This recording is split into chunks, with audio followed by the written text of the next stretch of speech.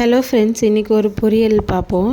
என்னென்னா கொத்தவரங்காய், சீனி அவரைக்கான்னு சொல்லுவோம். அதுக்கு குட்டி குட்டி பீஸாக நல்லா வாஷ் பண்ணி குட்டி குட்டி பீஸாக வெட்டி நல்லா உப்பு போட்டு வேக வச்சு அந்த தண்ணியை வடிகட்டிக்கலாம். அதுக்கு தேவையான மசாலா தேங்காய், சீரகம், காஞ்ச மிளகாய், அவ்வளோதான். அதை தண்ணி ஊற்றாமல் பரபரன்னு அரைச்சிக்கலாம். அப்புறம் ஒரு வெங்காயத்தை வெட்டி எடுத்துக்கலாம். கடாயில் எண்ணெய், கடுகு போட்டு கடுகு பொரிஞ்சதும் வெங்காயத்தை நல்லா வதக்கிட்டு நம்ம அரைச்சி வச்ச அந்த தேங்காய் மசாலாவையும் ஆட் பண்ணி பச்சை வாசனை போகிற வரைக்கும் வதக்கிட்டு அதுக்கு தேவையான அளவு மட்டும் உப்பு பார்த்து போட்டுக்கோங்க. போட்டுட்டு அதை நல்லா கொஞ்சம் வதக்கிட்டு அதுக்கப்புறமா நம்ம வேக வச்சு தண்ணியை வடித்து வைக்கணும்.